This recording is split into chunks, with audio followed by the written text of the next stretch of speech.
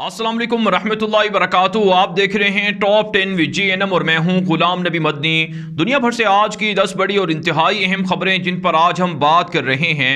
नाज़रीन किराम, आज 9 मार्च 2021 है और आज दिन है मंगल का। ये टॉप 10 विद GNM का शाम का बुलेटिन है। खबरों का सिलसिला शुरू कर लेते हैं। जो आज की पहली बड़ी खबर है ये पाकिस्तान से है। पाकिस्तान के वजीर आज़म इमरान खान ने दुनिया भर में इलेक्ट्रॉनिक वोटिंग सिस्टम को पाकिस्तान के अंदर जारी करने, मुतारिफ करवाने का ऐलान कर दिया है। पाकिस्तान से वोटों की खरीदो फरोख्त, हॉर्स ट्रेडिंग और करप्शन और धांधली को रोकने के लिए जदीद तरीन इलेक्शन इस्लाहात मुतारिफ करने का इंदिया दे दिया है। जबकि पाकिस्तान के अंदर सेनेट के नए चेयरमैन के लिए जोड़ तोड़ जारी है और अपोजिशन का इत्तेहाद यूसुफ रजा किलानी को सेनेट चेयरमैन के लिए कोशिशें कर रहा है, जबकि हुकूमती जमात सादिक सिंजरानी को दोबारा चेयरमैन सेनेट बनाना चाहती है। इसके लिए जो JUI फा है, मौलाना फजलुर रहमान की जमात है, उनकी जमात के मौलाना अब्दुल गफूर हैदरी को डिप्टी चेयरमैन का ओहदा देने की भी ऑफर कर दी गई है। लेकिन मौलाना फजलुर रहमान की जमात ने कहा है कि हम अपोजिशन के इत्तेहादी हैं, हुकूमत को हम तस्लीम ही नहीं करते, तो फिर हम कैसे हुकूमत के साथ है ये डील कर सकते हैं। लेकिन बहरहाल ऐसी काम सियासत के अंदर है, दोस्त दुश्मन बन जाते हैं और दुश्मन दोस्त बनते रहते हैं और ये आर्जी दुश्मनी और दोस्ती होती है। कोई भी बड़ी पेशरफ्त हो सकती है, लेकिन तहरीक इंसाफ के लोग नहीं चाहते कि फजलुर रहमान उनके इत्तेहादी बने। बहरहाल ऐसी काम एक और जो बड़ी खबर पाकिस्तान से सामने आ रही है वो है गिलगित बल्तिस्तान को अबूरी तौर पर सूबे का स्टेटस दे दिया गया है, प्रोविंस बना दिया गया है। इस हवाले से बाकायदा एलामिया भी जारी हो गया है, स्टेटमेंट जारी कर दी गई है। जबकि भारतीय मीडिया इस हवाले से चीखो पुकार कर रहा है कि गिलगित बल्तिस्तान तो भारत का हिस्सा है, पाकिस्तान उसे सूबाई इख्तियारात देकर भारत के खिलाफ जारहाना कार्रवाइयां करने का इरादा रखता है। लिहाजा भारतीय मीडिया के अंदर शोर शराबा बपा है, शोर शराबा चीखो पुकार जारी है, लेकिन पाकिस्तान भारत को सरप्राइज पर सरप्राइज दिए जा रहा है। इसके अलावा नाज़रीन काम एक और बड़ी खबर सामने आ रही है। यूरोपीय मंडियों तक भारत पाकिस्तान के बासमती चावल को अपने नाम से अपने लेबल लगाकर फरोख्त करता था, लेकिन अब यूरोपीय यूनियन ने और बासमती चावल को पाकिस्तान प्रोडक्ट तस्लीम करके रजिस्टर कर लिया गया है, जिसमें भारत को एक और बड़े महाज पर शिकस्त का सामना करना पड़ा है। आगे बढ़ने को हम जो आज की दूसरी बड़ी खबर है ये अफगानिस्तान के मामलात के हवाले से है। नाज़रीन काम रूस की जानिब से ऐलान कर दिया गया है कि आने वाले 9 दिनों के दौरान रूस एक आलमी कॉन्फ्रेंस अफगानिस्तान के मसले पर बुलाने जा रहा है, जिसमें Russia, China, Pakistan, Iran, Afghan Taliban और दीगर बड़े ममालिक शामिल होंगे और अमेरिका को, नेटो को भी दावत दी गई है। रूस की जानिब से ये बयान और ये कॉन्फ्रेंस बुलाने का जो ऐलान है एक ऐसे मौके पर सामने आया है जब अमेरिका का खुफिया प्लान सामने आया है, लीक हुआ है, जिसमें अमेरिका इंटरम अबूरी हुकूमत का सेटअप इंस्टॉल करना चाहता है। मौजूदा अशरफ गनी की हुकूमत को ख़त्म करके नई अबूरी हुकूमत जिसमें तमाम सियासी रहनुमा शामिल हों, उन पर मुश्तमिल मखलूत हुकूमत का इरादा रखता है। ऐसे में रास्ते काम रशिया की एंट्री अमेरिका के ख़िलाफ़ एक और प्रेशर का सबब बनेगी और पाकिस्तान भी रशिया के साथ राब्ते में है, चाइना के साथ राब्ते में है, ताकि अमेरिका और नेटो को अफगानिस्तान से निकाला जा सके। साथ साथ काम अफगान तालिबान की आज बड़ी कार्रवाइयां अफगानिस्तान के अंदर देखने में आई हैं। अफगान तालिबान की वेबसाइट और काबुल हुकूमत का मीडिया दावा कर रहा है कि उनके एक पुलिस चीफ को और दीगर एहलकारों को कत्ल किया गया है। तालिबान का दावा है कि उनकी कार्रवाइयों में 30 से ज़ायद काबुल फौजी हलाक और जख्मी हुए हैं, जबकि मुतअद्दिद सरेंडर और गिरफ्तार भी कर लिए गए हैं। भारी माल गनीमत भी अफगान तालिबान का दावा है कि उन्हें हासिल हुए है। आगे बढ़े तो हम जो आज की तीसरी बड़ी खबर है ये भारत और ईरान और मकबूजा कश्मीर से है। नाज़रीन काम ईरान की जानिब से भारत को वार्निंग दी जा रही है कि हमारे खिलाफ थर्ड पार्टी भारत और ईरान के ताल्लुकात ख़राब करने के लिए कोशिश हैं। ईरान के ख़िलाफ़ जो खुफिया तौर पर इल्ज़ाम लगाया गया खुफिया इदारों ने भारत के कि ईरान ने इसराइली एम्बेसी को दिल्ली के अंदर टारगेट किया था, ये इल्ज़ाम झूठा है। ईरान ने कहा है कि भारत को इस हवाले से तहकीकात दुरुस्त करनी चाहिए और जो थर्ड पार्टी है या कोई तीसरा मुल्क है जो हमारे दरमियान ताल्लुकात ख़राब करना चाहता है, इस पर नज़र रखनी होगी, वरना ईरान और भारत दोनों के ताल्लुकात ख़त्म हो सकते हैं। लेकिन माहिरीन मानते हैं कि ये भी पाकिस्तान के गुमनाम हीरोज का सरप्राइज है भारत को, जो ईरान के साथ मिलकर चाबहार पोर्ट बना रहा था और पाकिस्तान की गवादर पोर्ट को सबोताज करना चाहता था। इसके अलावा नाज़िर काम मकबूजा कश्मीर से भारतीय मीडिया रिपोर्ट कर रहा है कि 40 से ज़ायद तंजीमों को, जिनमें लश्कर तैयबा, जैश मोहम्मद और दीगर बड़ी जिहादी तंजीमें शामिल हैं, उनको दहशतगर्द तंजीम डिक्लेयर करके क्रैकडाउन जारी है। 650 से ज़ायद लोगों को गिरफ्तार किया गया है, बल्कि इनको कत्ल किया गया है भारतीय मीडिया के मुताबिक, और दर्जनों गिरफ्तार भी हुए हैं। भारतीय मीडिया दावा कर रहा है कि कश्मीर के अंदर हालात सुधर गए हैं, बेहतर हो गए हैं। हालांकि रोज़ाना की बुनियाद पर भारतीय फोर्सेस कश्मीर के अंदर खुदकुशियाँ कर रहे हैं और मुजाहिदीन के ताबड़तोड़ हमलों की जद में आकर भारतीय फौज के रोज़ाना की बुनियाद पर परखच्चे उड़ाए जा रहे हैं। आगे बढ़े तो हम आज की चौथी बड़ी खबर है, ये नाज़िर काम भारत से है। भारत का जंगी जुनून बढ़ता जा रहा है।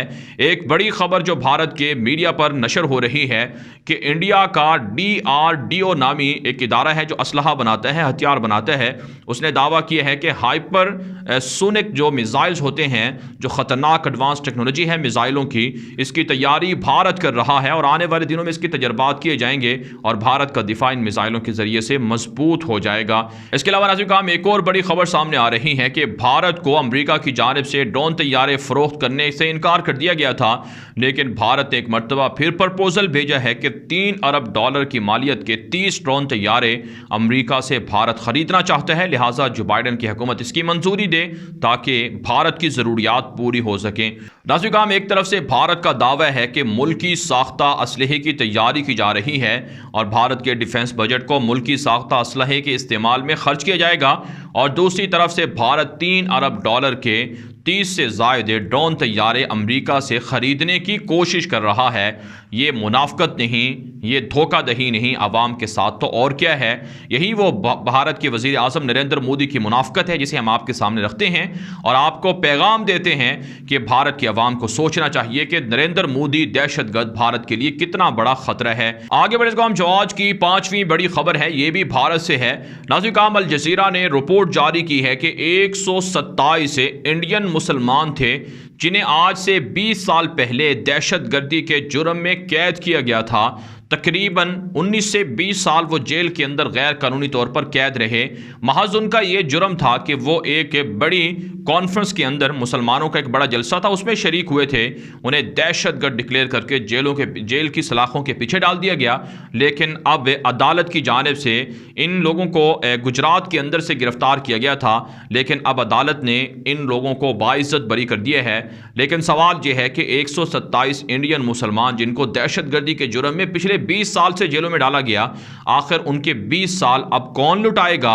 जो लोग हैं उनमें से जवान थे वो बूढ़े हो गए और बहुत से लोग, कहा जाता है 5 से 6 लोग इन मुसलमानों में से जेलों के अंदर ही जाँ बहक हो गए और इस वक्त भी वो जीने के काबिल नहीं हैं जिन लोगों को रिहा किया गया है। तो इससे आप अंदाज़ा लगा सकते हैं कि भारत के अंदर अदालती सिस्टम कितना कमज़ोर है और कैसे मुसलमानों के खिलाफ नफरत अंगेज़ रवैये भारत की गुज़श्ता हुकूमत में बरते जाते रहे हैं। कोई बीजेपी दूध की धुली हुई नहीं है और ना ही कांग्रेस है, ये सब मुसलमानों के दुश्मन हैं। लिहाजा भारत के अंदर बसने वाले करोड़ों मुसलमानों के लिए ये ज़रूरी है कि वह अपनी हुकूमत और इनकलाब लाने के लिए भारत से हिंदुओं की हुकूमत का खात्मा करने के लिए कोशिश करें। साथ साथ नाज़िर काम एक और जर्मनी का मशहूर मीडिया नेटवर्क है DW, उसने रिपोर्ट जारी की है कि भारत के अंदर जिनसी इस्तेहसाल का शिकार हज़ारों बच्चे इंसाफ से महरूम हैं। अदालतें उन्हें इंसाफ फराहम नहीं कर रही हैं, जिससे वाज़ेह होता है कि दुनिया के अंदर सबसे ज़्यादा जराइम भारत के अंदर होते हैं और अदालती कत्ले आम भी भारत के अंदर होता है। अदालत के अंदर लोगों को इंसाफ भी नहीं मिलता है। आगे बढ़ने को हम जो आज की छठी बड़ी खबर है, ये अमेरिका, यमन, सऊदी अरब और तुर्की से है। नाज़िर काम अमेरिका की जानिब से यमन के हूसियों को वार्निंग दी गई है कि सऊदी अरब पर मिसाइल हमले, बैलिस्टिक मिसाइलों के हमले, ड्रोन तैयारों के जरिए से हमले रोक दिए जाएं। अगर हूसियों ने मुज़ाकरात ना किए, हमले ना रोके, तो फिर अमेरिका भी हूसियों के खिलाफ सऊदी अरब की हिफाजत के लिए कार्रवाइयाँ कर सकता है। आप जानते हैं गुज़श्ता 2-3 हफ्तों से सऊदी अरब पर तकरीबन 30 से ज़ायद बैलिस्टिक मिसाइल और ड्रोन तैयारों के जरिए से हमले हो चुके हैं। दुनिया भर से सऊदी अरब की हिमायत की जा रही है। तुर्की, जिसके खिलाफ सऊदी अरब का मीडिया मुसलसल रिपोर्टिंग करता है, तुर्की की जानिब से भी हूसियों की जानिब से फायर होने वाले मिसाइलों की मजम्मत की गई है और सऊदी अरब की हिमायत में अक़वाम आलम से, आलमी बरादरी से मुतालबा किया गया है कि भरपूर इक़दाम किए जाएँ और सऊदी अरब की तहफ़्फ़ुज़ के लिए तुर्की भी हम वक्त तैयार है। साथ साथ नाज़िर काम एक और ख़बर सामने आ रही है, है। यमनी हुकूमत ने दावा किया है कि हूसियों ने बड़े पैमाने पर अफ्रीका के जंगजुओं को कैद कर रखा है। उनको दो इख्तियारात दिए गए हैं कि या तो वो हूसियों के साथ मिलकर लड़ाई करें या फिर उन्हें जेलों के अंदर बंद कर दिया जाएगा। ज़बरदस्ती बच्चों को, ख़वातीन को भी जंग का ईंधन बनाया जा रहा है। तेईस का इलाका है, मारिब का इलाका है यमन में, जहाँ पर खूनरेज़ झड़पें जारी हैं और मुतअद्दिद हूसी जंगजू और अवाम इसमें मारे गए हैं। आगे बढ़े हम जो आज की 7वीं बड़ी खबर है ये तुर्की से है। नाज़िकाम ताज़ा तरीन खबर सामने आ रही है कि तुर्की ने जो मुल्की साख्ता एयर डिफेंस सिस्टम है उसका तजर्बा कर लिया है और नए तजर्बात के अंदर बहुत सी लॉन्ग रेंज का हामिल इस तुर्की के मिसाइल सिस्टम को, एयर डिफेंस सिस्टम को बताया जा रहा है, जिसका नाम हिसार रखा गया है। तुर्की के ज़राए अबलाग दावा कर रहे हैं कि तुर्की दिफाई तौर पर मजबूत हो रहा है और मुल्की साख्ता असलहे की तैयारी में तुर्की दुनिया का तरक्की याफ्ता मुल्क बनता जा रहा है। इससे पहले तुर्की के टैंक और तुर्की के बाहरी जहाज और इसी तरह से तुर्की के ड्रोन तैयारे दुनिया भर के अंदर अपनी धाक बिठा चुके हैं। साथ साथ नाज़िकाम तुर्की के वज़ीर ख़ारजा उज़्बेकिस्तान के दौरे पर हैं। तुर्की के ज़राए अबलाग बताते हैं कि उज़्बेकिस्तान और तुर्की के दरमियान नए एग्रीमेंट हुए हैं और तुर्की पड़ोसी मुल्कों के साथ दिफाई ताल्लुकात, मुआशी ताल्लुकात बूस्ट करके खिलाफत उस्मानिया को एक तरह से जिंदा कर रहा है। एक और ख़बर जो तुर्की के मीडिया पर नशर हुई है कि ऐसे लोग हैं जो मुहाजिरीन थे या गैर कानूनी तौर पर तुर्की के अंदर इंटर हुए थे, उनको कैश भी दी जा रही है और उन्हें नौकरियां फराहम करके उन्हें पुरअमन तरीके से घरों के अंदर मुंतकिल किया जा रहा है। लाखों शामी मुहाजिरीन के साथ भी यही सलूक होता है, जिससे दुनिया भर के अंदर तुर्की के अच्छे इमेज में इजाफा हो रहा है। आगे बढ़े काम जो आज की 8वीं बड़ी खबर है ये ईरान से है। नाज़िकाम ईरानी फौज के कमांडर ने कहा है कि चाइना और रशिया के साथ मिलकर ईरान मजीद भी जंगी मशकें करेगा ताकि खित्ते के अंदर अमरीका के और इसराइल के हमलों से ईरान को बचाया जाए। एक और नाज़िकाम खबर सामने आ रही है कि ईरान और अमरीका के दरमियान कैदियों के तबादले के हवाले से एग्रीमेंट हो रहा है और ऐसे दर्जनों कैदी जो अमरीका के हैं, जो ईरान में कैद हैं, और ईरान के बहुत से कैदी जो अमरीका में कैद हैं, उनको तबादले के तौर पर रिहा करने की खबरें सामने आ रही हैं। इससे पहले ट्रंप के आखिरी दौर में भी कैदियों का तबादला हुआ था। साथ साथ नाज़िकाम जो आयरलैंड के फॉरेन मिनिस्टर हैं उन्होंने दौरा किया है ईरान का और ईरान के साथ जोहरी एग्रीमेंट पर डिस्कशन हुई है और साथ साथ बाहमी ताल्लुकात को भी बूस्ट करने पर इत्तिफाक हुआ है। आयरलैंड और ईरान के ताल्लुकात से उम्मीद जाहिर की जा रही है कि जोहरी डील में यूरोपीय मालिक के साथ ईरान किसी न किसी नतीजे पर पहुंच पाएगा। आगे बढ़े काम जो आज की 9वीं बड़ी खबर है, ये काम फ्रांस से है। एक ताज़ा खबर सामने आ रही है कि फ्रांस के मशहूर प्रोफेसर और स्कॉलर ने कहा है कि फ्रांस के अंदर मुसलमानों के खिलाफ जो नफरत है या जो अदावत है ये इस्तेमारी दौर की निशानी है। जिस तरह से इस्तेमारी और कॉलोनिज्म के दौर के अंदर मुसलमानों के खिलाफ फ्रांस के लोगों के दिलों में नफरत बिठाई गई थी, वही नफरत एक मर्तबा फिर दुनिया भर के अंदर बिलखुसूस फ्रांस के अंदर बसने वाले मुसलमानों के खिलाफ फ्रांस के लोगों में बिठाई जा रही है।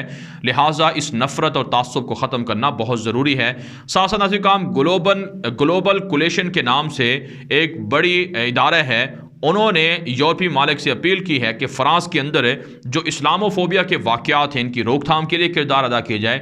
आप जानते हैं 80 से ज़ायद मसाजिद को, इस्लामिक सेंटर को सील कर दिया गया है और दर्जनों बार मुसलमानों पर, मसाजिद पर फ़्रांस के अंदर हमले हो चुके हैं। मुतनाज़ा कवानीन के ज़रिए से फ़्रांस के मुसलमानों को टारगेट किया जा रहा है।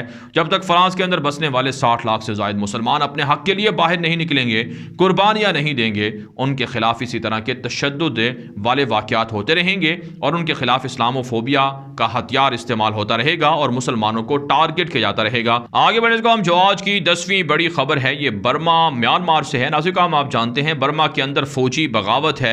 फौजी बगावत के खिलाफ अवाम का एहतिजाज भी है और फौज ने इंटरनेट को, सोशल मीडिया को सील कर रखा है, बंद कर रखा है। अब एक बड़ी खबर सामने आ रही है कि फौज की जानिब से जो अवामी टीवी चैनल्स थे, पब्लिक टीवी चैनल थे, उनको भी बैन कर दिया गया है। जबकि यूरोपीय मालिक की जानिब से फौजी बगावत या करने वाले जर्नैलों के खिलाफ पाबंदियां आयद की जा रही हैं और जापान खुसूसी तौर पर म्यांमार के हालात को बेहतर करने के लिए कोशिश है। फौज के साथ मुज़ाकरात भी किए जा रहे हैं और साथ साथ जापान की जानिब से $19 मिलियन जो रोहिंग्यन मुसलमान हैं रखाइन रियासत के, उनको बतौर इमदाद के दिए गए हैं। इतला सामने आ रही हैं कि इसमें 58 हस्पताल बनाकर दिए गए हैं और इसी तरह से 600,000 यानी कि 6 लाख से ज़ायद जो रोहिंग्यन मुसलमान हैं उनको जो ग़िज़ाई ज़रूरियात हैं उनकी मदद भी की जा रही है। पारा नाज़रीन, दुनिया भर के अंदर बसने वाले मुसलमानों पर यह ज़रूरी है कि वो रोहिंग्या मुसलमानों की खबरगिरी करें, जहाँ उन पर बांग्लादेश के अंदर, भारत के अंदर, इंडोनेशिया, मलेशिया के अंदर और ख़ुद म्यांमार की रियासत रखाइन के अंदर उन पर जुल्म हो रहा है। इसलिए ज़रूरी है कि दुनिया भर के मुसलमान उनके हक़ में आवाज़ें उठाएं। बांग्लादेश के कैंपों में जो लाखों रोहिंग्या मुसलमान हैं उनकी हालत बहुत बेहतर नहीं है, बल्कि उनके हालात ख़राब हैं और उन्हें दूर दराज जजीरों पर पहुँचाया जाता है। इसके खिलाफ आवाज़ें बुलंद करनी चाहिए और हर किसी को अपना किरदार अदा करना चाहिए। पारा नाज़रीन, दुनिया भर से थी आज की 10 बड़ी खबरें। इन खबरों के हवाले से आपकी क्या राय है? अपनी राय कमेंट के जरिए से ज़रूर हम तक पहुँचाएं। मज़ीद खबरों के लिए आप हमारे ट्विटर अकाउंट सुनिए मेरे आगे गुलाम नबी मदनी और हमारे नए फेसबुक पेज गुलाम नबी मदनी को फॉलो कर लें।